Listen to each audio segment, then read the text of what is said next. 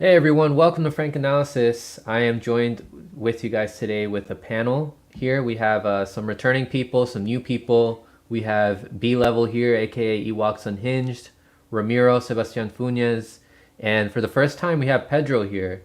And we might have one more guest coming in a little bit, but you guys read the title. We're going to talk about how to avoid being dogmatic. And the gentlemen here come from the communist circle, and they're going to talk about some dogmatism that they've seen around a lot of communists. And based on what I've seen and what I've heard these gentlemen say, I would say they're one of the least dogmatic people who call themselves communists. But let's get started here. Let's start with Ramiro. What are your thoughts on that? What kind of dogmatism are you seeing in the communist circles?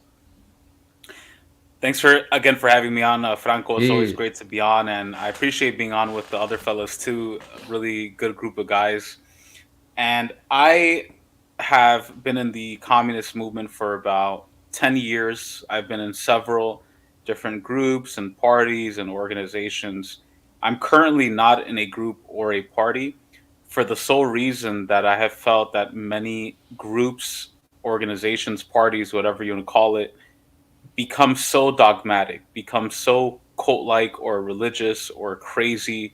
A lot of them are insane, and a lot of them just fulfill the ego trips of one or two or a few individuals, or they fulfill the fantasies, the LARPing live action roleplay fantasies of a few ultra leftist angsty teens who want to be Che Guevara and who want to go and start guerrilla warfare even though they wouldn't last 5 minutes in combat. And this is one of the main reasons why I've avoided being part of a lot of groups, is because I just feel that so many communist groups in the first world left are very dogmatic. And what exactly does this mean? This means that communist groups will take a certain theory or an idea by Marx, Engels, Lenin, Stalin, Mao, or whoever it is, Trotsky, and they will treat it like a religion and not as a science. And one of the principal aspects of Marxism that distinguishes it from other bodies of science or ideologies is that it is flexible, it is constantly changing, constantly adapting as a dialectical materialist science that takes in new information and creates new judgments based on that.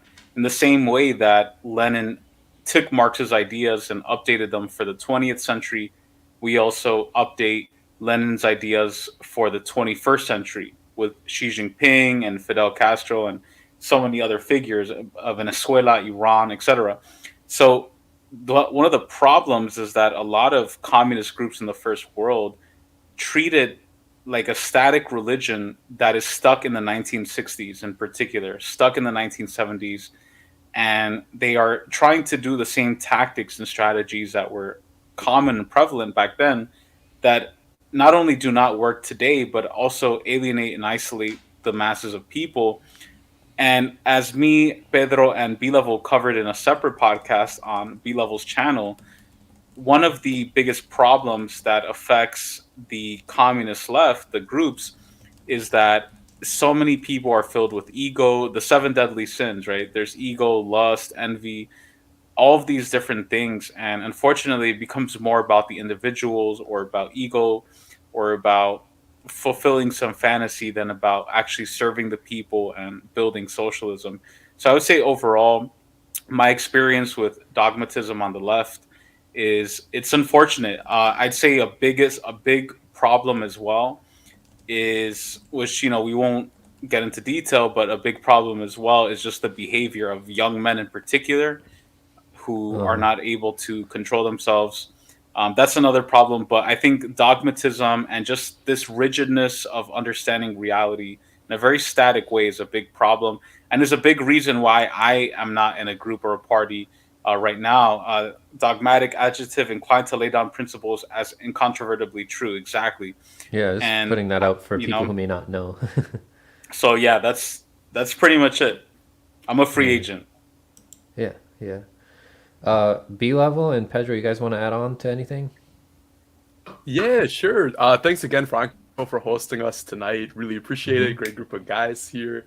And I quickly in the chat, I'm not sure if people can see links to other videos, but I plugged that podcast that Ramiro cited because it was one of my favorite ones that we've done this year, getting into some of the psychological aspects of the left, which I know, Franco, in general, psychology is kind of an interest on your channel and is something I think a lot of leftists would benefit from. There's a term in Marxism called, or communism, especially for parties specifically, called self-crit or self-criticism.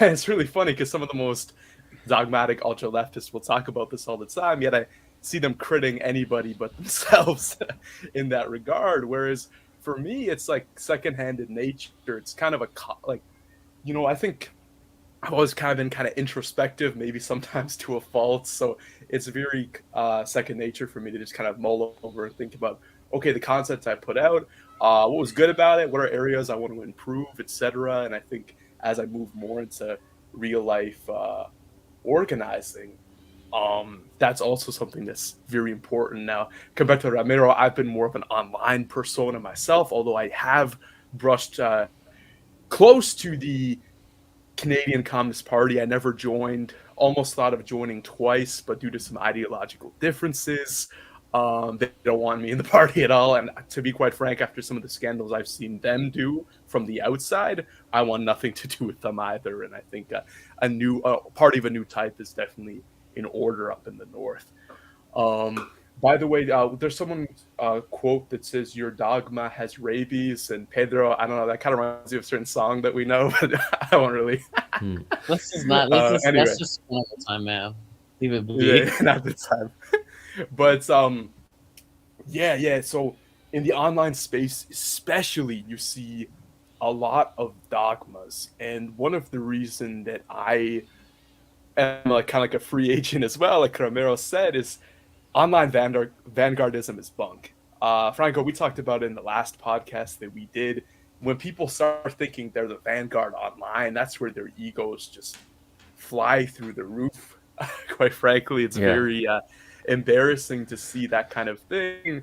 And we can see that throughout various different personalities. I know prior to the stream, we said we're not going to name people specifically, but I'm sure anybody listening can imagine what are the types of people we're thinking of. Last point that I'll say as well is one way to move away from the dogma is for my channel, and I forgot to mention this in our last stream, is that I've actually moved away from it being an explicitly quote-unquote communist channel, and it's just a geopolitics channel.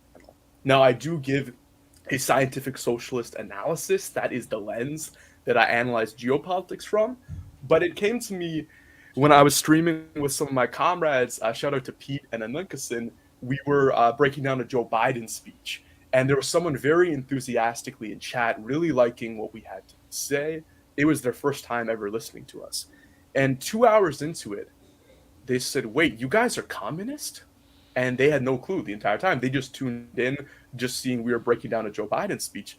And that's the type of reach that we really want, is to attract people that aren't yet politicized, to steer them in that direction versus just preach to the choir. So what I did was I kind of tweaked my branding very slightly on the channel. I just got rid of the hamsicle on my red little Ewok banner. And it was funny because even amongst many online communists, that was considered controversial. Like, oh, dude, you're straying away from being truly open about it. It's like red flags is still as communist as it gets. But to a lot of ordinary people who, due to anti-communist propaganda, decades of it in the West, they might be freaked out by that symbol on first glance, and that might be enough for them not to watch the video. So it's a very small change for me. The banner pretty much looks the same, but to an average person, it might be the difference between clicking the video or not.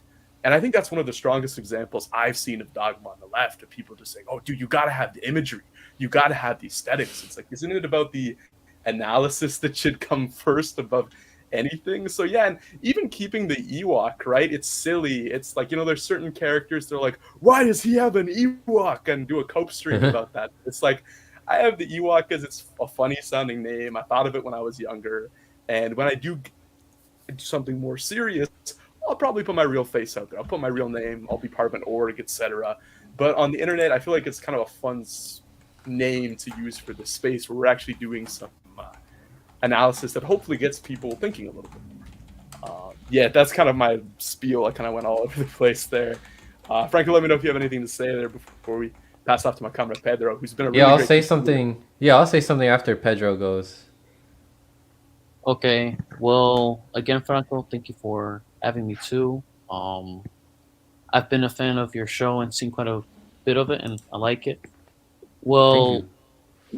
as for and also thank you, Ramiro and B Level for being here, and Arturo when you get here. Always love talking to all three of you too. Anyway, so when it comes to dogmatism, uh, what can I say? Well, I'll just give some background. Prior to coming into communism, or more specifically Marxism Leninism, I was more of a revolutionary nationalist. That was just my mindset. Particularly I like a lot of nationalist figures from like Latin America, even um the Afro American community here, which is my avatar, Pedro Luis Campos and Malcolm X. I really really like their analysis, and a big thing I learned from them was uh, the the importance of always having a flexible analysis when it comes to different situations. You can't just try to apply um, the same method um, for every single situation. And granted, we're human beings and we sometimes fail at it, but just in general, that should always be the principle. So when I got into Marxism Leninism, well, I at least started hearing about it more, like learning about the USSR or China or all these other countries. I really liked how, like, the people, like, how the communists and um, like certain figureheads would provide that flexibility. So I more or less thought that everybody was kind of like that until I started talking to people in online circles. And again, I'm not going to name any names, but I just saw that a lot of them would try to do what Ramiro says. They would try to use a tactic or promote a tactic that isn't even viable today. I'll give an example. So when talking to some of these communists, they say, the best tactic should be revolutionary defeatism. I'm like, well, okay, that sounds good. And for those who don't know, it's pretty much the idea that instead of supporting your governments, that like the working class should just overthrow both of them throughout a conflict. And I'm like, well, I mean, on paper, that doesn't sound like a bad thing. I don't think anyone would disagree with it, whether you're a Marxist or you're not. But there are no powerful communist parties today in the West that are promoting that. So that just makes no sense. And others are trying to talk about using, like, they just try to try to apply like something that Lenin did in like 1911 and try to say, oh well, every country in the third world and in the first world should use whatever they said. And I always thought that was really weird because no disrespect to those guys, but like guys like Lenin and Stalin, they were great leaders and great thinkers, but they're mostly in their side of Eurasia. So you can't just try to copy and paste every single tactic they did and apply it to somewhere like the Americas. If Right. I'm And thinking about the Americas, for example, I'd much rather try to look into some people who live here, whether they're communists or not. Like I'll look at, like I said, Pedro Luis Campos from Malcolm X. I'd look at Fidel. I would look at Elaine Brown from the Black Panther Party or Angela Davis, just to drop a few names, because they actually lived here or in our hemisphere. they So yeah, also like all yeah, all these people that you're naming, Pedro, too, like they got their ideas from somewhere else too, from like other philosophies and stuff. So yeah, these they did. a lot of these like truths about life or facts about life or things that they saw would work during their times, like we can get those from several different places too. Of course, um they would do that. yeah, yeah, yeah, Yeah, they would do yeah, that, Even that, and the that's why I first was wave and they of wouldn't have overruled. arrived there if they had just been like dogmatic themselves. No, even the exactly. first Like wave if you of look in, communists were. Oh, sorry. I was just gonna add really quickly, because what Ramiro mentioned in Mhm. the podcast we did previously, we were talking about religion and scripture and whatnot. And the first wave of communists themselves, although the final edition of the manifesto was more atheistic, a lot of them came from Christian or Jewish backgrounds. A lot of them had a strong theistic kind of influence on their worldview. They kind of edited it out to kind of be more universalist, but that informed a lot of their kind of striving for truth and justice. So there is a pre-existing canon of human wisdom that exists prior to socialism. I want to bring in Yeah, Arturo here, who is also joining us here on Yo. the stream. Arturo has also been on Okay, panels with B Level and Ramiro and Pedro. What's up, Arturo? So I imagine you were listening to some of what we were saying. Is there anything else you want to add on about dogmatism? I just think we need to gather from a variety of sources. I think here in the United States and in the northern part of the Western Hemisphere, like United One States. second, Canada. Arturo. You're sounding a little clicky with your mic. Oh, I don't know. Is, I think maybe just because I wiped my phone down, but Okay. in the United States, in Canada,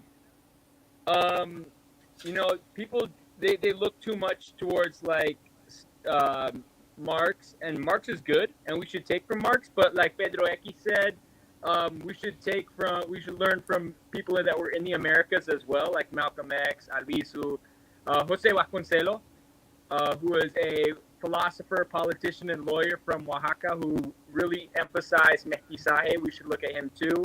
Jose Marti, Dessalines from Haiti, we should look at. Duarte from the DR, Che, obviously, Fidel.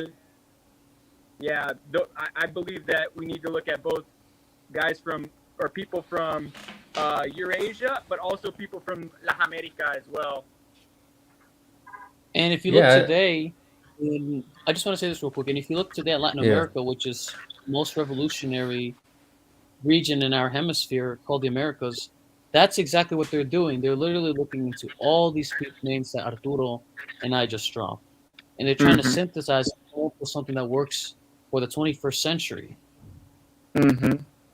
So you guys can all jump in whenever you want here. It doesn't have to be like, oh, I call on you. You say that. Like, I'm just gonna throw this question out there. You guys can all like have a back and forth, and I'll give my thoughts as well. What are some examples that happen as time changes that you guys think would require people to change their mentality or ideology?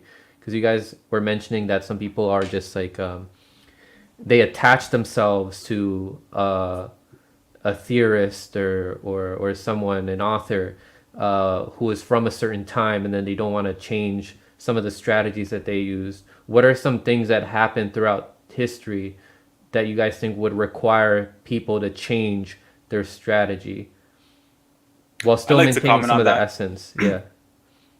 I'd like to comment on that if it's possible. So, related to that, I think one of the biggest developments that has happened, in particular, I want to focus on the last 10 years, has been the complete refutation and the complete rejection of postmodern liberalism. I think for far too long, communists and Marxists have been identified with liberalism. And in many ways, a lot of first world communist parties have only been an appendage to liberalism, in particular liberal Zionist causes like bourgeois feminism, like complete being against anybody who has reservations about transitions and LGBTQ stuff. And I think that a lot of times people, when you say you're a communist or a Marxist, people associate you with being a postmodern liberal, when that's not really the case. If you go to Nicaragua, for example, I was out there, many times, and for a postmodern radlib anarchist type here, the way the Sandinistas talk in Nicaragua, they would say, "Oh, that guy's right wing," because they talk about building families and farming and preserving tradition and culture, but it's still anti-imperialist, still anti-capitalist, and it has a Christian edge to it. Same thing in Iran. You have the anti-imperialist movement, the Alliance of Builders, that Ahmadinejad, who I think is a brilliant leader, who was one of the best presidents Iran has had. He was from a party called the Alliance of Builders that wanted to maintain a lot of traditions of Iranian Persian society that go back thousands of years, but he was a great anti-imperialist as well. He critiqued Israel and the UK imperialists. He critiqued Saudi Arabia, and so I think one of the biggest changes and shifts that has happened within the last 10 years is that anywhere, I don't know about you guys, but anyone I talk to nowadays is so tired and fed up with the liberal ID poll postmodern people. Like we're just tired of them. You know, from 2010, 12 until about COVID 2020, they ran strong with cancel culture, with if you didn't say the right pronoun, you're horrible. If you were in any way religious, you're backward. And something happened in 2020 where the shift really changed. People started moving away from cities. People wanted to start farming. People wanted to become more independent. And there was a sort of conservative edge that happened to a lot of people. And I don't think it's a bad thing. I think in many ways the communist movement has to learn from that and adapt to that because it's not cool. I remember like under Bush's days, under George W. Bush, when being liberal or like a liberal was like rebellious, like that was because the mainstream was like the neocon Republican right. So at that time, being like Yeah. in support of Bernie Sanders or being so what's that other fat guy, the Fahrenheit 9/11 guy, Oh, uh, Michael Moore. Michael Moore. Michael Moore, yeah, like Michael Moore was like a bad boy, and he was Yeah, like, that's "Ooh, funny. Michael Moore." I remember that, like like but now it's totally shift where like the dominant wing of international imperialism is liberal postmodern ID poll people, but yet you have all of these first world communist groups and causes that are still tailing behind them like little dogs, like, oh, Yeah. maybe they'll join our movement. It's like, no, like people, we have better luck reaching out to people who are who maybe are conservative but are anti-imperialist or are anti-establishment. That's one development that I think very few people have actually caught, like realized that is important to make. Unfortunately, though, there's also the other extreme to that, right? Where the other extreme being like, if you talk about land back and self determination and indigenous rights, oh, you're just a rad lib, Or if you talk about Mhm.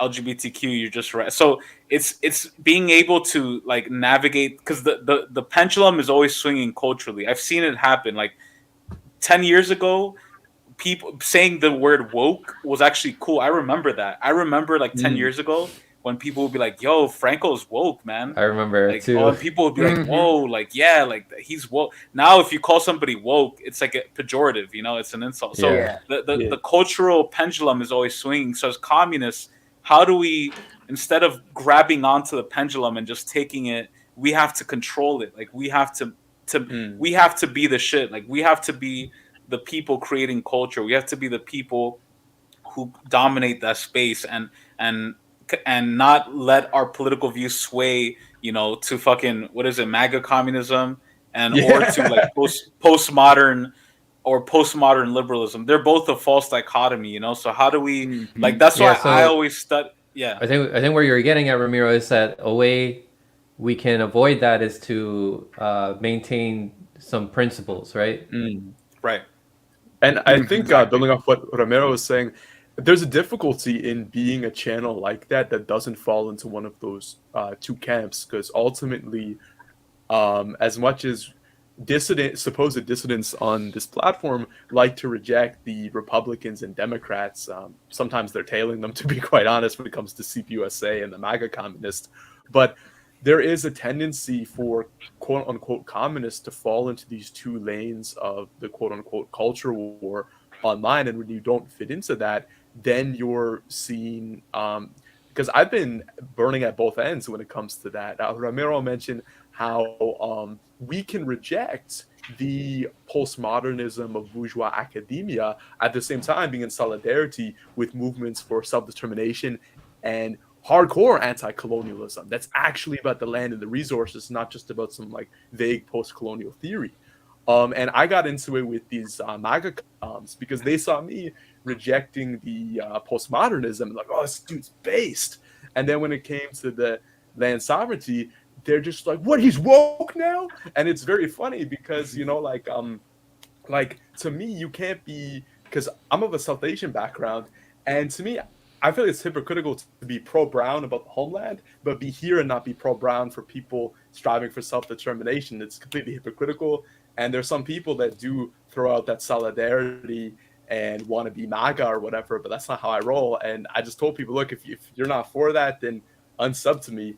And there are a lot of people that are still very salty about the Ewok there. But I mean, the Ewoks are literally about that if you watch the movie.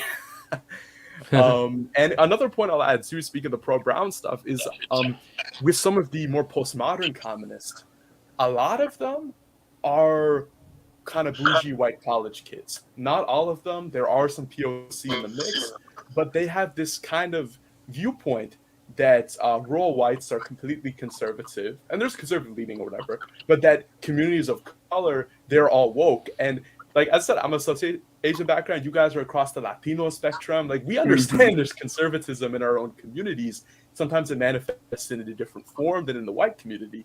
But I remember arguing with this one dude I used to stream with, and he was like really saying like, "Oh, only whites are conservative." I'm like, "Bro, you don't know what you're talking about here." And there's different challenges in every community to reach out to people, but that's our responsibilities in our respective communities. And what that dude is like, look, we can organize in our communities, but that's your responsibility and yours in the rural South to reach out to people and not just reject your kin, essentially. And I'm mixed too, so I'll reach out to people in Atlantic Canada as well. But when I see this dude who's quote unquote full white, not willing to do it, I'm like, you got to pick up your slack. You're not playing your part here. And another point too that I've been burned at, and me and Ramiro have talked about this, is that we believe everybody has a role in the struggle. But I'm also some people are like, oh, dude, are you a third worldist? Are you anti-white? Blah, blah. I'm like, no, I say the revolutionary base is coming from Latin America, objectively. If anything, if the question of I'm a third worldist or not, and I've kind of studied some of that stuff too, is I'm a continentalist. I'm looking on this continent where the revolutionary base is, and I'm not just explicitly stuck within the settler nation state of Canada or the United States. I'm looking overall and seeing the Patria Grande is the way to go, and that's what I'm supporting. And some people take issue with that and say I got to support MAGA. And the irony there is, it's like, wait, you're telling me I can't support stuff in Latin America because I'm in Canada, yet you're telling me to support MAGA, which is not in Canada. So it kind of shows where some of the chauvinist mindsets are at. But I think it's very important just to be a realist about this stuff and look, where's the revolutionary base coming from, and how do we in the North connect to that? Anyway, sorry, I did another spiel again, but Franco, feel free to ask me about anything I said or anything like that. Yeah, Arturo and Pedro, you guys can go, and then I'll add something in. Well, I was going to add on to what B-Level said. I'll let you go first, Arturo. I was gonna add on to what B-Level said, is that I'm a Pan-Americanist. I believe in socialism from Alaska to Argentina, from Utqiagvik to Ushuaia, and I find it beneficial to build solidarity between the Latino community, the Hispanic community, and indigenous communities of North America as well. So I try to ally myself with those who are in the Yupik community or Nupiaq community or Tlingit or Tsimshian community or Athabascan community, because I feel like we as Hispanic people and Latino people, even if you are Criollo as myself, we have an obligation to unite the entire continent for Pan-Americanism. And if you look at who the vanguard is Latin America. The vanguard is Venezuela, Cuba, Nicaragua. And we've seen great progress in Chile and in Colombia. It's not as much progress as we want to see, but it's better than what they previously had. So Latin America is clearly the vanguard. Now the challenge is to unite those in North America. And some of the people with more rural backgrounds are anti-communist. And how do we persuade those that communism is good and is necessary, and that Latin America is the vanguard? And I'm talking both rural white people and rural indigenous people here in the United States and Canada, that we need to convince them that communism and socialism, that's the way forward. Latin America is the vanguard. What are you guys' thoughts? Yeah, I Well, totally before agree, man. And I think, just Oh, real quick, I Bila, wanted to add. let's Oh yeah, let yeah, Pedro sure. go.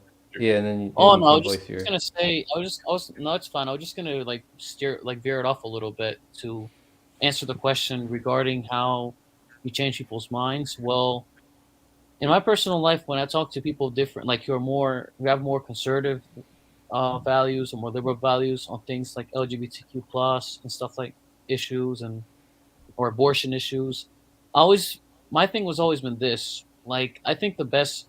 Well, first of all, I mostly try to talk since I'm like a brown nationalist. I Mm-hmm. mostly try to prioritize talking to Latino people, and Arturo and Ramiro, you know that like and also you Franco, you know that like our community is a bit of a mixed bag. You know, we have people with conservative values, and more recently we have people with more liberal values.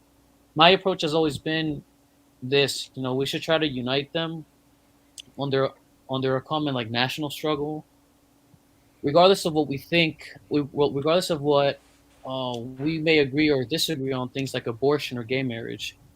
So then we can Mm-hmm. struggle together, and as we struggle together, then I think that as we struggle and we dialogue and we talk, in the right positions will win out. You know, that's always been my thing. Mm-hmm. So we need to expect people to join our movement as full-fledged communists or brown nationalist saints. You know, that's number So one. Yeah. So Pedro, what you're saying is that the more that people talk to each other, the more that they can come to an understanding and realize that maybe they were wrong about certain things, certain ways that they were looking at the world, right? Yeah, Like of what you were just bringing up about was it abortion and about gay course. rights? Yeah, Yeah, yeah, because yeah. I just want to add, now that you asked about it, I'll expand upon it a little bit. So here's the thing: many people, like have those views because they base it off of religious values, and I'm not saying that's a bad thing. I myself am religious, but that question really doesn't. When at the end of the day, it has nothing to do with religion. It's more of a secular matter.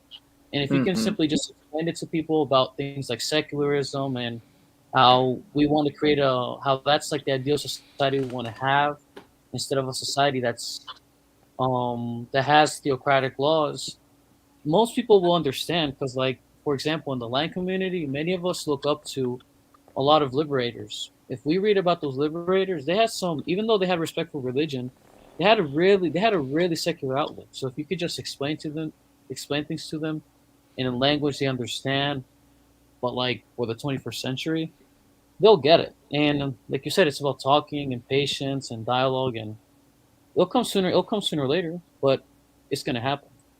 So So that's yeah, yeah, yeah. Doesn't exist here writes something really great. It says, "I was wrong" are the three most powerful words in the English language. of course. And what comes before that doesn't exist is Hmm. thinking, could I be wrong? And that's Yeah, something I Mm-hmm. learned in this book I read before I even got into commentary online, before I had a channel, before I even thought I was ever going to have a channel. I was reading a lot of books on spirituality and on consciousness and on self help. And one of the books I read was by an author called Peter Ralston. And the book was called The Book of Not Knowing. And that helped me realize that the majority of what people think is true is just that they think it's true. But do they actually know it's true? Where do those ideas that you have about something being true come from? It's because you heard it from somewhere or you heard it from someone. But have you actually experienced it? Have you seen the evidence yourself? And that's why we should always be questioning, what doesn't exist, just put up there, right? hmm Could I be wrong? It's of course. excellent you brought that up. Doesn't exist, No, and doesn't and exist. I, no, like no, you always go. be thinking like this person who I'm learning things from, because this is something that a lot of people who are attached to certain ideologies, like certain like philosophers and stuff, they're like they get so attached they don't question everything that they're writing, and they don't Mm-hmm. expand out and read other philosophers or other authors, and they're thinking, what are some, could this author be wrong on some of these things here? The way you can find out if they are wrong is through more and more experience. Just keep reading, never stop learning, never stop questioning that you could be wrong. So I think that's a way that you can avoid being dogmatic, is by always being open to evolving and always being open to the possibility that you could be wrong. What do you Of guys course, think? and I just wanted to add to that that the best place to well, the best place to come and to that realization is always in an environment where you're always constantly like dialoguing with others, because then like it's easier to when you're like on your own in a classroom or computer, to sit on your high horse and think that you're like the most brilliant person on the planet when you're not. But if we're with other comrades who know as much as you, or maybe may not know as much as you about one thing but know more about another thing, then that's when you guys will start coming together as equals and Yeah, yeah. kind of like business principles. That's the key too. See each other as equals, and not Yep. overestimate yourself and take yourself so seriously. Because, I mean, Yeah. we've all taught. Well, when I've had B level and Ramiro on here, Arturo and Pedros is your first time, but I'm sure you guys will agree that a lot of people, when they get on the mic and they have a following, they think that they have superiority to other people. When there could be people in the audience out there that may know some things more than the person who's on the mic. Yeah. So don't become so arrogant. Don't Yeah. become so arrogant when you have like the label of a journalist attached to you. Yeah, like, yeah, you might be like traveling to these countries and seeing what's on the ground, but how do you know like that's like the stuff that you believe is actually true? You've only seen one part of the country. Have you learned the entire history? Have you learned the entire culture? Have you talked to every single person there? How do you know that what you're seeing is actually everything, that's all there is to know about that? Yeah. Yeah, what do you guys Exactly. think? A lot of No, people totally. they don't read. Like they kind of assume, like when I got into this space, so I hadn't read anything, right? So then I met a couple of people who had read maybe like State and Rev and What Is to Be Done by Ooh, Lenin. and sorry to interrupt, beloved, but it's great that you bring that up. Like, you were in the state of not knowing. You were in the state of being open to learn, and that's the state that we should always have. Yeah, and keep, because a lot of people Yeah. they read those two books and they knew like 100% more than me at that point. And then I read those books, and then I knew the same as them. And then after reading, I realized there's a whole lot more I got to do. And I think there's an expression: the more you know, the more you know you don't know. And that Yeah. kind of expanse of wanting to read more just keeps growing and growing. Ramiro's got a huge shelf behind him. I got a shelf too. But like there's so many different avenues. And one of the things I love about the scientific socialist approach to learning is that you're constantly learning in life. Like you gotta, keep going. And anytime I've given a political opinion or analysis in the last 3+ years I've been doing this channel, is I'm giving the opinion I have with the most knowledge possible at the given time, and hopefully that expands. And that finding out you're wrong about something or tweaking your approach, that's one of the best things, because when you realize you're wrong, you can start to be moving closer to truth. And I think Exactly. That some should be the people are goal. more, You would yeah, want to that's find what the truth is, and if you want to find out what the truth is, you have to always be open to the idea that you could be wrong. I yeah, I think forgot it's what scary. philosopher said this, but written by a lot of people, a lot of authors, when they say like the best role to have is the role of the fool that's always learning, or it goes something like that. I probably butchered that quote, but you guys get what I'm saying, right? Always taking Yeah. the role of the apprentice, Mm. right? Because that's Well, when and you that's have the my most potential to learn. and that's how I view it, because I've been into communism, what, 1 year, 2 years now, and I'm learning from people You're a like little low, Arturo. Your volume got low. Oh, it got low. Is that better? Yeah, yeah, you're better. How's that, brother? Cool. But yeah, I'm learning all the time. Like I learned from Pedro Eki, I learned from Ramiro. Actually, Franco, I Yeah. learned from you. I learned from B level. I learned from all you guys. I'm learning And from all actually, you. Same thing Pedro with Yeah, was people in the actually the guy who chat. told me about who Vasconcelo and Desaline were. I knew who Duarte was a little bit because the mountain in the DR called Pico Duarte. But I learned from you guys all the time, and like B level, when I was entering communism, I didn't read much at all.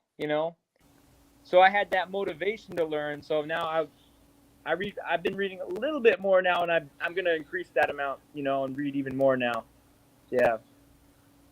I think a big problem on No, the Western left is people like to gatekeep knowledge. Like they almost have the Mhm. mentality of the priestly class in the Middle Ages or what have you, that they are learned and they will gatekeep the knowledge. Like for example, in medieval Europe, when the Catholic Church was preeminent for Christianity, right? Everything was written in Latin, but all of the peoples like they spoke other languages, so they couldn't actually read the scripture. They had to be told what was in the scripture by the priests.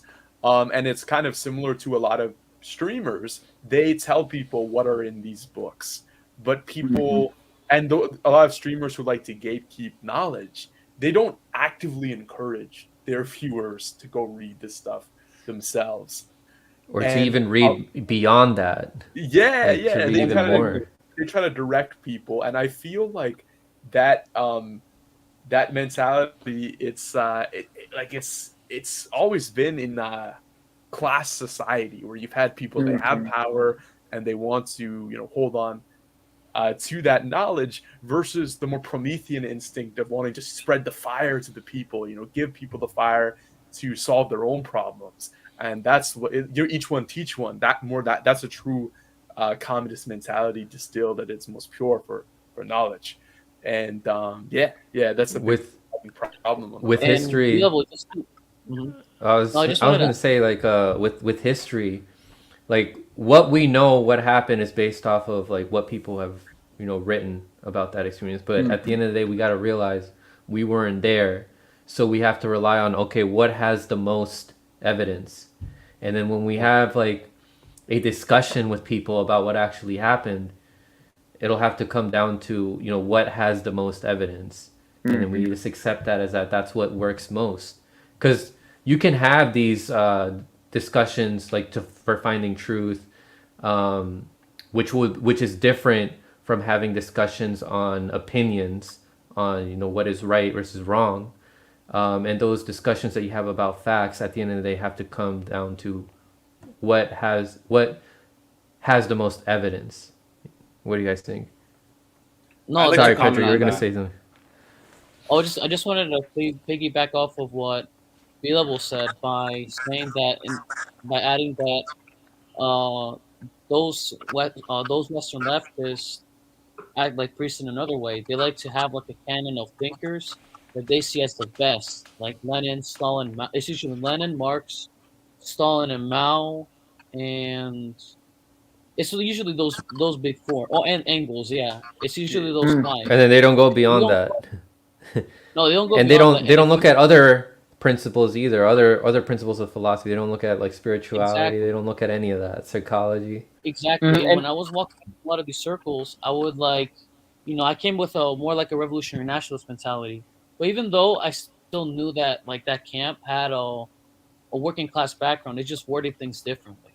Mhm. But they would try to tell me that that these five figures were superior to a lot of the guys that I was reading about.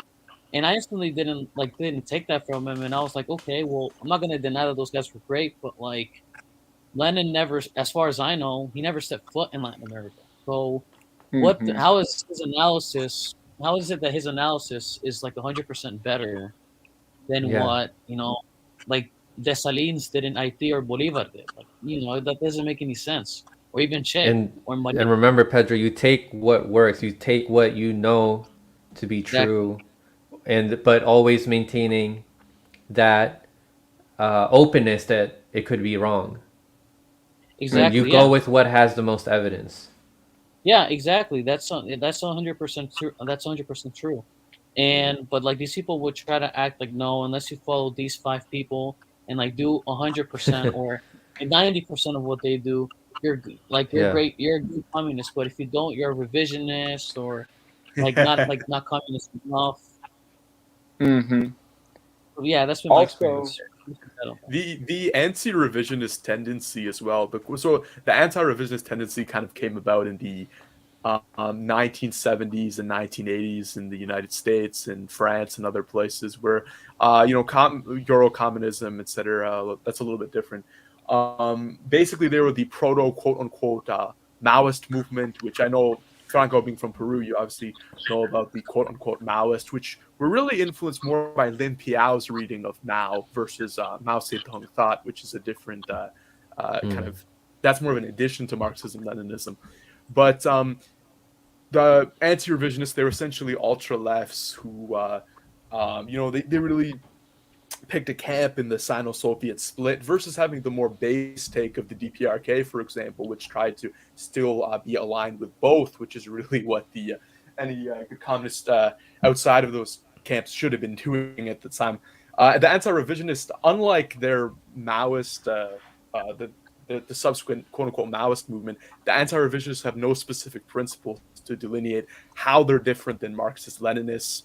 I'll at least give the quote-unquote Maoists that. They have mass line, they have cultural revolution, they have I forget what the what the other thing is, but protracted people's war, which, by the way, protracted people's war. Try copy pasting that everywhere. That's another point. But the anti-revisionists, they don't have anything to distinctly define them. They're more like it's almost like anti-fascist, right? It's a negative identity, putting anti in front. Like, you say what you're not, but what are you for? And these characters, these cope gods, if you will, they'll do everything they can to say, oh, Cuba is not revolutionary enough anymore, and DPRK is fascist now, and they'll do all of this stuff. But, oh, China's capitalist now, China's corporatist. Like, they'll do all of this stuff, yet and they're just armchair commies at the end of the day. And I think kind of the stereotype that Jordan Peterson or PragerU will say Western leftists say, quote unquote, real communism has never been tried, because these anti-revisionists, they're like, if I did it, it would be utopia. Peterson speaks a lot to those types of characters, where folks like us here, who take the scientific approach, we're looking at all of the achievements and all of the lessons thus far in this incredible human experiment that is socialism. I'd like to comment, if it's possible. One of my favorite works by Lenin, even though there's things I disagree with Lenin, I'm a student of Lenin, and I appreciate a lot of his writings. The Task of the Youth Leagues, which I have right here, this is one of my favorite pamphlets, and I just quickly want to read a short little excerpt from this pamphlet where Lenin talks about just that, not only studying communism, not just burying your head in books and knowing every day and theorists and being a little special boy and knowing everything, but not knowing how to talk to people and not knowing how to interact with the masses. Here he's addressing young communists in the Soviet Union, telling them to go out and work for the people. So he says, quote, "One of the greatest evils and misfortunes left to us by the old capitalist society is the complete divorce of books from practical life. For we have had books in which everything was described in the best possible manner. Yet these books, in the majority of cases, were most disgusting and hypocritical lies that described capitalist society falsely. That is why it would be extremely wrong merely to absorb what is written in books about communism. In our speeches and articles, we do not now merely repeat what was formerly said about communism, because our speeches and articles are connected with our daily work in every branch. Without work, without struggle, a book of knowledge of communism obtained from communist pamphlets and works would be absolutely worthless, for it would continue the old divorce of theory from practice, that old divorce which constituted the most disgusting feature of the old bourgeois society. It would be still more dangerous to start to imbibe only communist slogans. If we did not realize this danger in time, and if we did not direct all our efforts to avert this danger, the 500,000 or million young men and women who called themselves communists after studying communism in this way would only do great damage to the cause of communism.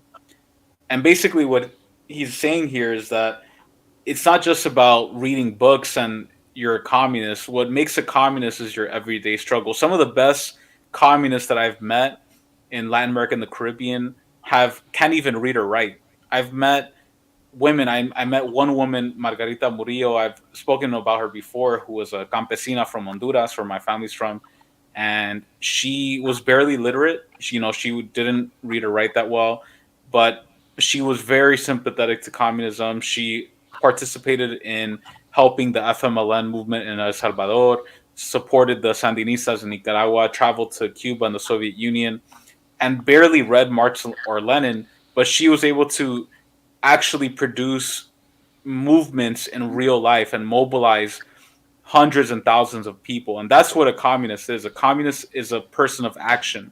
It's not just about being in your little studio and knowing dates and being a human encyclopedia. That's good too. That's important too. Yeah. But if can you hit up 100 people right now and mobilize your community? Do you know who the leaders in your community are? Do you know who the families are? Can you organize a movement? I'm not trying to say I can do that. That's what I aspire to do, but that's really where the efforts of a communist have to be.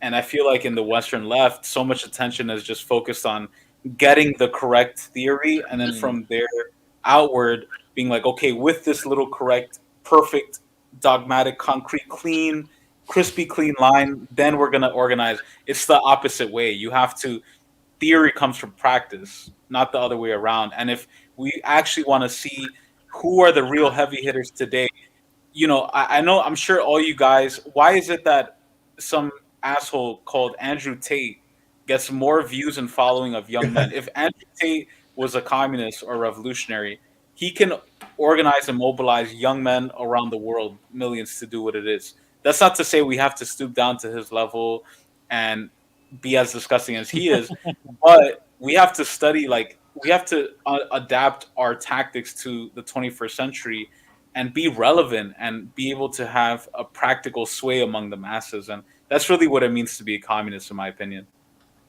There's But a, also, I think that the algorithm wouldn't push out people that are more genuine. Right. Than like That's Andrew true. That's Tate. true too. So that's also That's very true. like a factor too. Yeah, that's true too. There's a really good quote from the Red Nation in their kind of mission statement. It says, "We can die having the correct positions, but having accomplished nothing and freed no one." And I think that's a really good quote that kind of sums up the mentality of a lot of Western leftists. And again, we kind of mentioned the ties to the bourgeois academia, right? And a lot of people in those positions are more comfortable. So it's a competition of who can be the most smart. And I've seen it in the postmodernist kind of quote unquote synthetic left. I've seen it in the quote unquote MAGA communist. They have a different set of more rightist philosophers, like Heidegger, for example. They want to be esoteric and be the most deep and smart sounding people. And it's kind of like a freshman college philosophy student mentality. That's kind of what it reminds me of. Whereas you look at a people's philosopher like Carlos Garrido from Midwest Marx, who I'm going to be interviewing him on Sunday, who really has that Promethean spirit of bringing the fire to the people, right?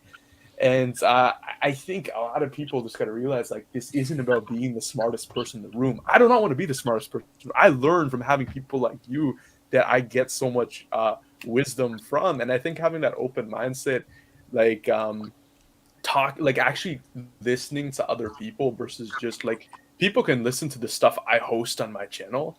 Like when I'm interviewing someone, I don't even, like, here I'm talking a lot, but when I'm interviewing someone, I don't talk a lot of the time. I'm more like, there's some interviews where I talk like 5 to 10% of the time because I want to hear what the other person has to say to learn from them. And I think a lot of people, they love more just like talking the whole time. And if you're the center of attention constantly, you know, you're never going to be learning from all the other people out there and have that wealth of knowledge. Like, talking to networks of people like you have given me way more than an education and a college degree could have, you know? Exactly. These sentiments that you guys are espousing remind me of one of Malcolm X's most epic speeches that he gave in, I think it was 1963, in his Harlem Unity rally.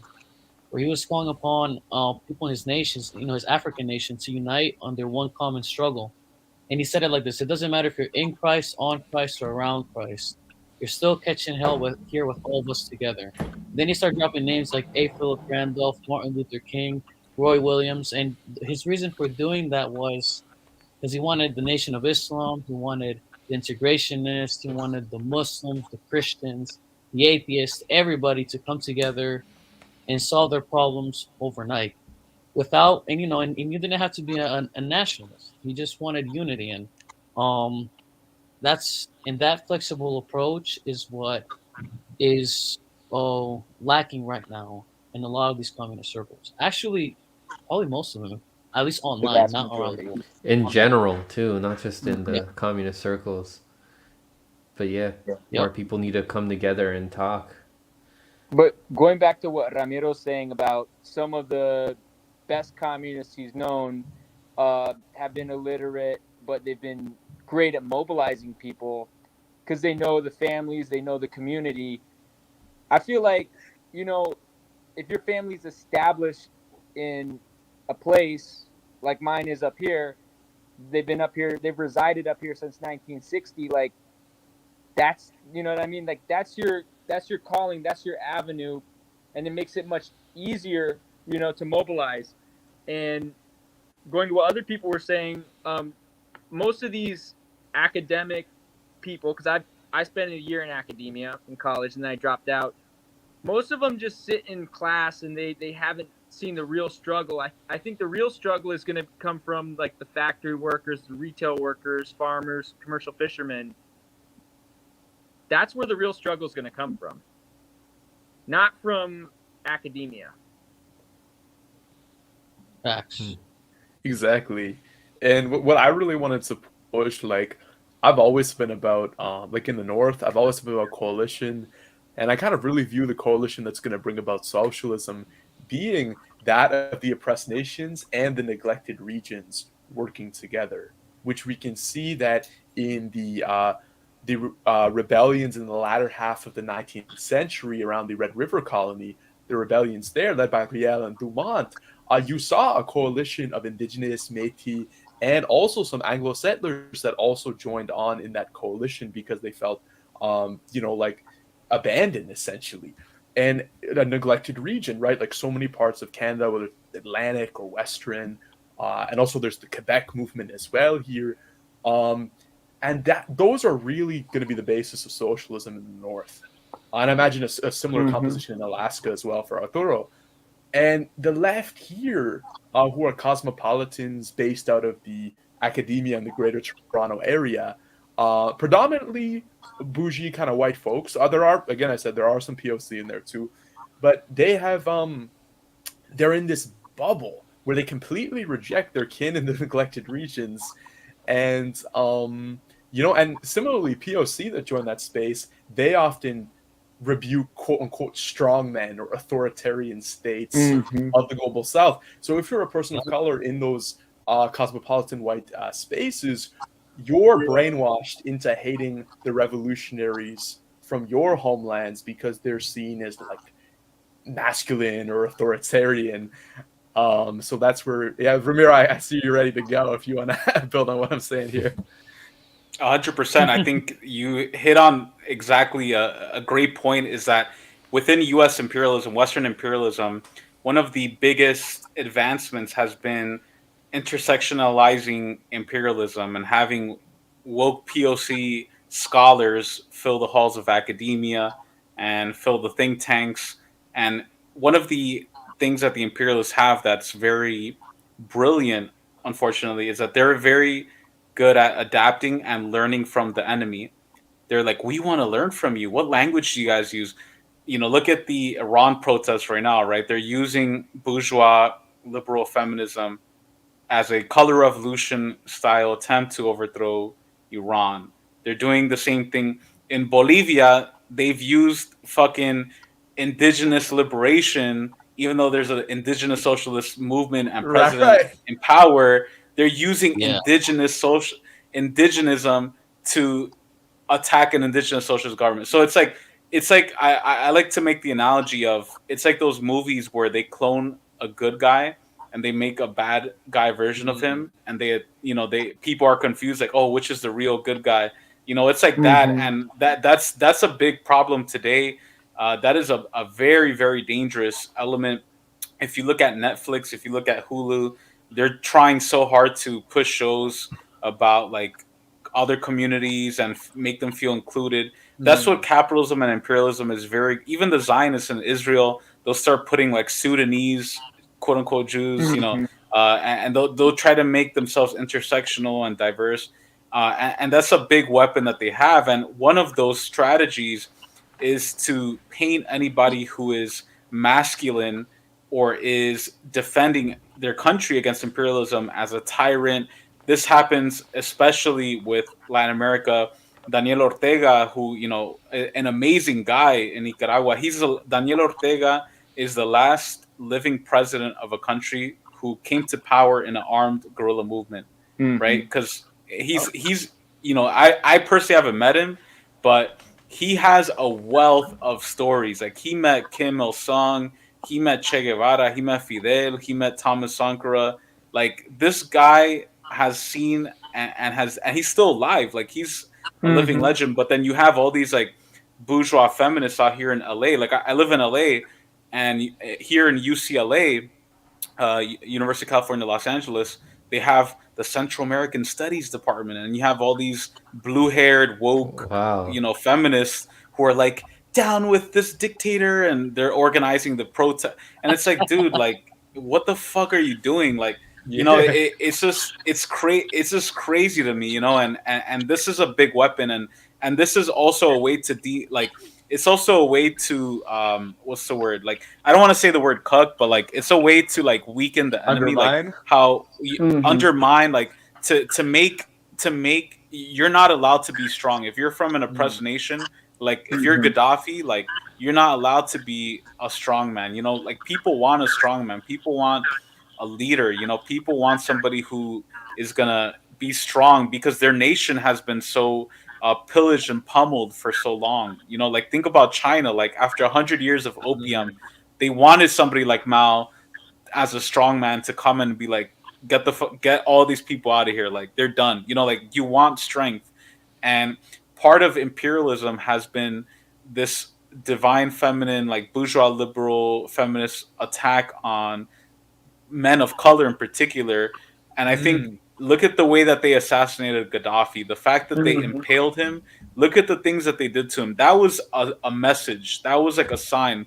Because they paint, especially in particular Muslim men, as like, oh, they're too, and Latino men as well, like, oh, they're too hyper masculine, like we're gonna, they're too strong, and that's a shame, and this is where I part a lot with a lot of the postmodern Yeah. liberal quote unquote Marxists who, when I talk like this, are like, oh, what are you, MAGA conservative? I'm like, no, but it's like you have to understand that for our peoples in the global South who have been humiliated for centuries, having a strong masculine leader who's going to defend his people, like we want that. We're tired of Right, right. being kicked around and bossed around, and so I think that's one of the biggest challenges today. And imperialism is so good at having these diversity hires and using Mm-hmm. them, weaponizing them to attack our people. Yeah, I think And the these 100%. people irony need is, to well, realize like these what is it, like these bourgeois, white liberals need to realize is that they need to stop trying to tell these these countries what to do. Mm-hmm. It's there for yeah, them to definitely. decide what they want. And you see it in music too, and in art, and in all across like advertising, modeling. Like look at Quanta Chasing Horse, right? The supposedly superstar supermodel who's Han Gwichen in Oglala, Lakota. She did a music video that was directed by Zionist Natalie Portman. Or you can look at Mm. NDN Collective. Nick Tilson took money from Jeff Bezos, George Bush, and the Rockefellers. Desiree Princess Johnson, who's Gwichen, lives up in Fairbanks. She worked for the Obama administration, and now she's part of NDN Collective. You can look at who's the one TikToker Mackenzie Sleeman, also Gwichen. She went to a conference. She was, I think the NDN Collective paid for her ticket down to a conference in Minnesota. So it's clear and obvious that the NGO people and the entertainment people, um, they are trying to be intersectionally imperialist to put a facade on what they're doing. I mean, They're look at co-opting, Lizzo. right? Look That's at the Lizzo as that's, well. Like, why do you think they're promoting Lizzo? You know what I mean, on social media? Because they want you to be unhealthy and Mm, dumbed down and intersectionally imperialist. They don't want like strong leaders like Maduro, Ortega, yeah. Fidel, um, Like Khamenei, Assad, right? there is it's I really came to, and this kind of made me double down on being a tanky, was I mentioned earlier in the podcast kind of my brushing shoulders against the left in Canada, particularly the cosmopolitan Anglo or white left in Toronto, who controls the communist organizations here. And what I found most startling was the fact they compared me, and I'm going to name drop here if that's all right, because it kind of plays into this. Haas from Infrared, they treated me exactly the same as him, which is pretty darn racist in my opinion. Mm-hmm. We don't, we're like you, people who know me in the comments are like, dude, you're like nothing like that guy. But there is something where like, and I differ with that dude greatly. Yet to the cosmopolitan left in Toronto, they view some brown Asiatic man, Asiatic brute, which is what they called Stalin. Mind you, it's funny, some of these quote unquote Marxist Leninists, they Trotsky, claim they yeah. like Stalin, where they're really acting like Trotsky up in here. And the way they Mm-hmm. treat me, and like, I'm really against misogyny, you know. I'm against homophobia. Like I'm pro, like it's funny, but even despite that, just a masculine brown male presence, they're like, "Oh, that's a no-no." And it's kind of funny, kind of what Romero and Arturo were speaking about health and fitness, because I really like fitness, I like exercising, and because of that, a lot of people actually don't expect me to be a communist, which is actually really unfortunate. That Mm-hmm. if you meet a fit male, and then you're just dissociated with communism, that says the sorry state of what the image of communist men is, because we should be, Mm-hmm. to the best of our ability, striving to be like healthy and to be, leading in that way. It's important. Lead by example. You know what I mean? You know what I mean? And it's sad that the left is seen to be really this wet paper towel energy.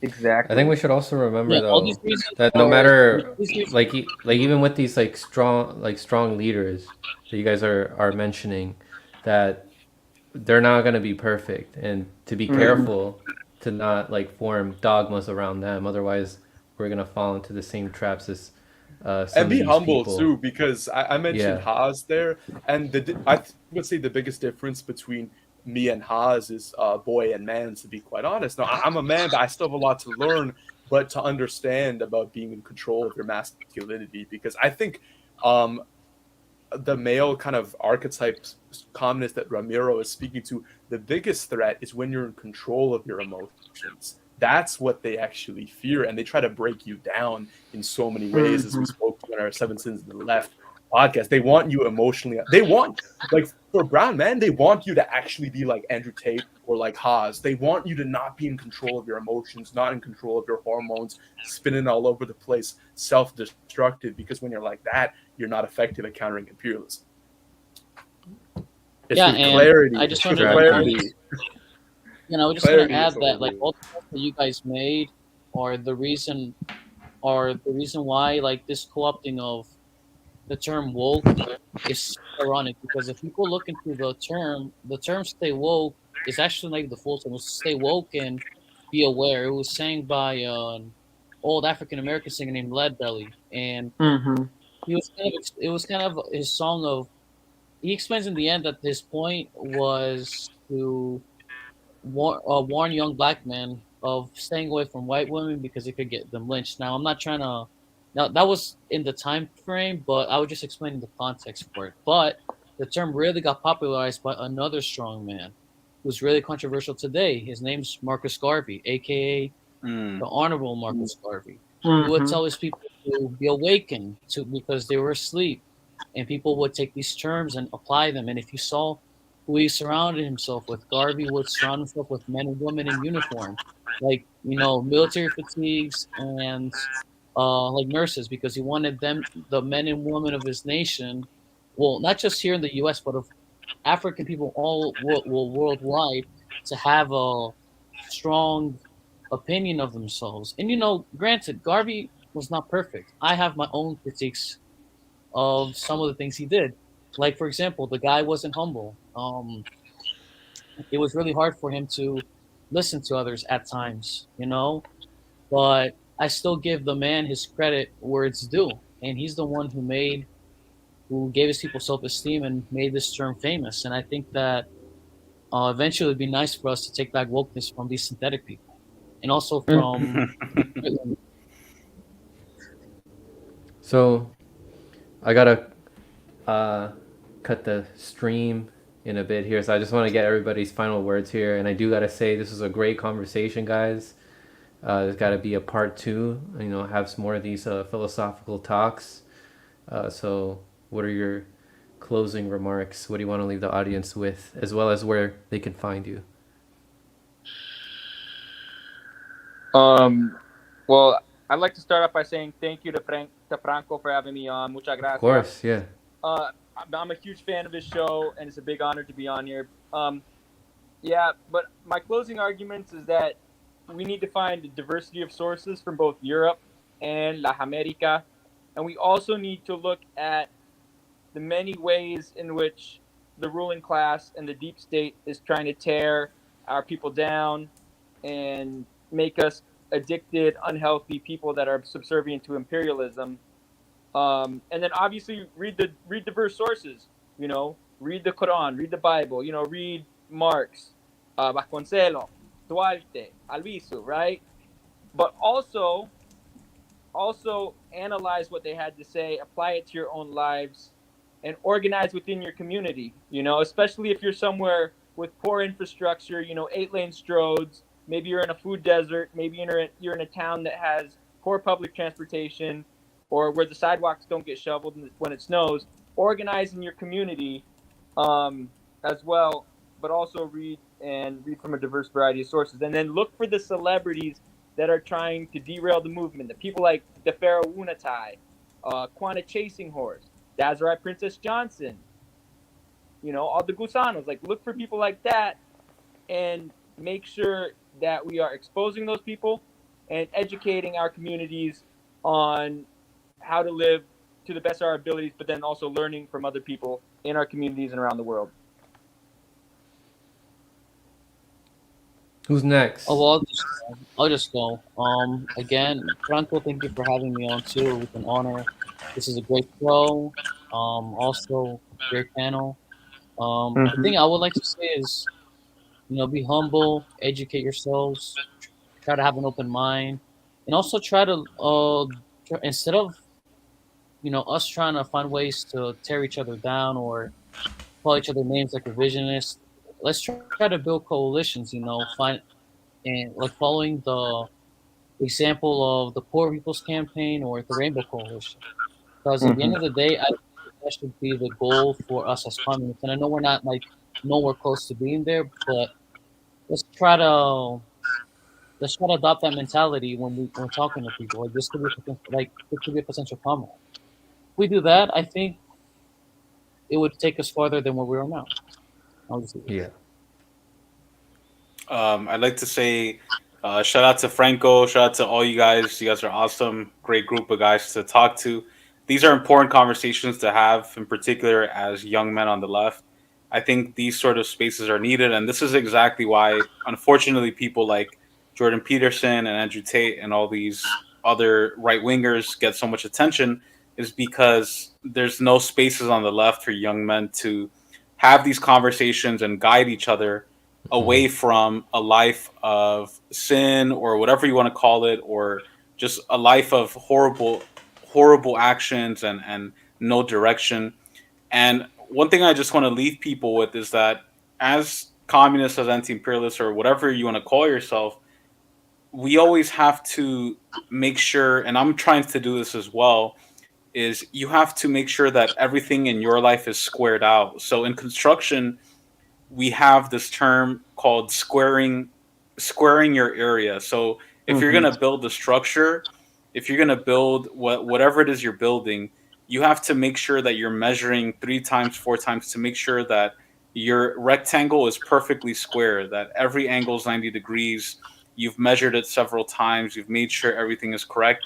Once you have that, or some people call it a cornerstone, right, of a building, once you have that perfect cornerstone, or once you have that squared off rectangle, from there, once you build outward, that structure is going to be perfectly harmonious. The integrity of that structure is going to remain because you've put in a lot of time and effort into making sure you've squared off your area, that everything is correct and true, right? Because if you lie, if somebody asks you, oh, what's the length of that, is it 95 inches or 93 inches, and it's 93 instead of 95, everything is going to be 2 inches off, and that 2 inch is going to keep adding exponentially, and it's going to be Mm. wrong.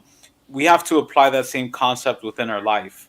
I don't care if you know the date of every communist birthday. I don't care if you know every historical figure, if you can talk for hours about this or that. If your life isn't squared away, if you're not treating people in your everyday life with respect, if you're not doing what it means to be a man, to be a communist, and to serve your community, all that other shit doesn't matter. So before worrying about, I need to read this book, or I need to go to this party meeting, or start this group or that, have you hit up your family? Have you brought food to the table for your family? Are you telling the truth? Are you Hmm. hurting anybody? Are you abusing anybody? So it's like, square yourself off first and make sure that personally you're doing good, and then from there, then you can lead by example and begin to build the movement. But if you don't do that, whatever structure you're trying to build is going to be corrupted and is going to collapse, because your core, your inner temple, is not squared off. So my advice in particular to young men is, make sure you're living a good, clean life. Make sure you're trying to make every square off any issues or lies or whatever it is you have in your life, and from there you can really be a good communist. And the example of Che Guevara doing the same thing, we can look at history as well. He did the same thing. So I'm not perfect. We're all trying to do that, but at least have that humility, that in Islam, jihad, like that inner struggle against your inner Satan, to put those desires down, to live a good, honorable life, and from there we can build the movement. So thank you guys. It's really been an honor to talk to you guys, and I hope we can do this more regularly. For sure. Thanks, comrades. Man, Ramiro should always close, to be honest, but I'll do my Mhm. best to close. It's all good. I've been listening to more kind of, in addition to the Marxist analysis, more religious analysis lately as well, especially with some of the recent talks we've been doing. And one thing that Ramiro's really mentioned as well is the idea that Satan is the great deceiver, the great shaitan. And I think one thing in capitalism that's pushed on a lot of people, create your brand, create your image, is to create an image of self. And that in itself is that's deception. You know what I mean? And what I find very liberating about these spaces in the most human form is we're not trying to create anything. We're not trying to manufacture a truth, find your truth. We're trying to find the truth. That's what we're striving towards. And I think that at its raw essence is what continue makes me go, this is the space I want to be in, and strive to be a better man, strive to be a better community member, family member, all of that. And I think all these values that we've spoken about, although there's different beliefs around the world, there is something kind of like at its core very human about what we're speaking to. And the advice I give anybody to avoid dogmatism is, if you ever feel you are in a leftist space where your humanity is being stripped from you, where you're acting more artificially, that's not a space you want to be in. You want to be in a space where your humanity can flourish. That's a healthy space. Like with my comrades here, with my brothers here, that's a real space I want to be in. And strive for that, treat each other right, and be humble. If you're religious, humble yourself before God or the entity you believe in. Be humble in this journey, and be patient, and believe in the people, believe in your people. That's what I gotta say moving forward. And thank you, Franco. We all appreciate it. A lot of us are shadow banned to smithereens, so you hosting us some solid anti-imperialist talk means a lot. Thank you, brother. and always appreciate what you do here. And Yeah, guys, and I look everyone forward to you bring on. seeing like where we're gonna be at in like a couple years. The more that we learn, and even then, we're gonna be open to the idea that there's still more for us to learn. So thank you guys again, gentlemen. We had a great panel, and to everybody else, stay informed. Yep.